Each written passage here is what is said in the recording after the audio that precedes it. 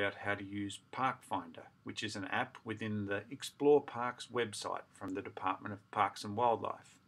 The first thing you need to do is navigate your way to the Explore Parks website, which is at parks.dpaw, that's D-P-A-W, .wa.gov.au.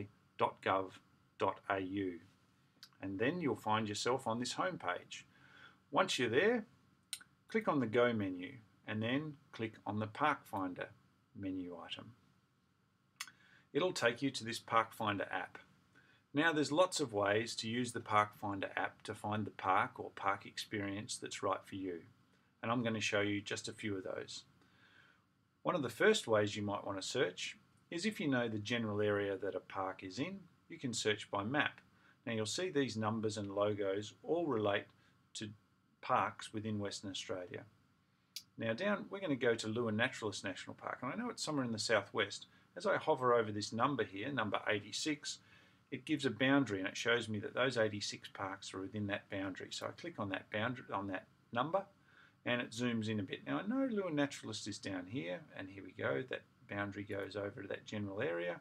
And then I can zoom in a bit more, I can see the name of the park. I click on the number 2, and here's Lewin Naturalist National Park. Now once I'm in this pop-up, if I click on the Read More button, just here, it will take me to that park page or series of park pages, which gives me all the information I need to know about the park, how to get there, what I'm going to find when I'm there, any special information I need to know. And you can also search within all the individual sites within that park once you're in the park page. These logos here on this pop-up represent the activities and the facilities that are available within that park. Okay, we're going to zoom back out and I'll show you a couple other ways to search. So within that sort of search by map function, you can just zoom in and out using your mouse or using these zoom in and out buttons up here. Okay, we're back to Western Australia, and now we might want to use the interactive search bar on the left hand side here. If I know the name of a park, let's say we want to go to Purnululu National Park up in the northwest. As I start typing the name, it'll zoom in and it'll find Purnululu National Park.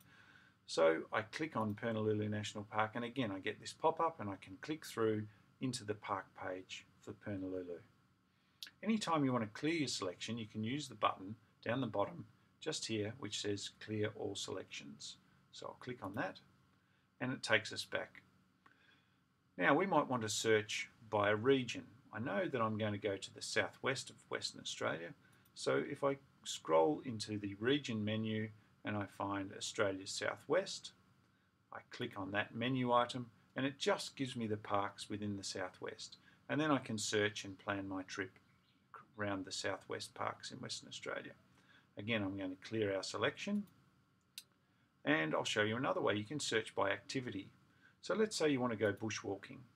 You click on the activities menu and it'll open up this series of toggles on off, and I can click on bushwalking and it'll show me just those parks with bushwalking, and you've got a whole bunch of other activities.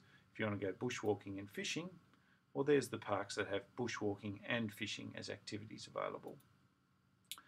Let's clear our activities again. I'll clear our selection and then we can go to the facilities menu items.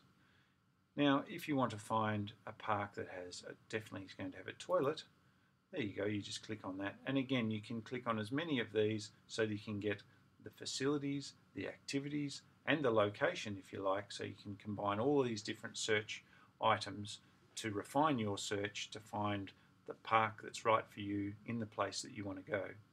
Let's clear our selections again and we'll close the facilities menu.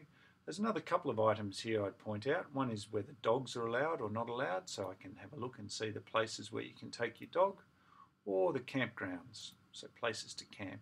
And again, once I find those, I can click through on the map and have a look at that particular park that I might want to go to. Okay, that's a quick run through of how Parkfinder works. I hope that helps you find the park and park experience that's right for you. And I hope to see you out in the park soon. Our next tutorial will be about how to save each of your parks to a favourites list so they're easy to find again.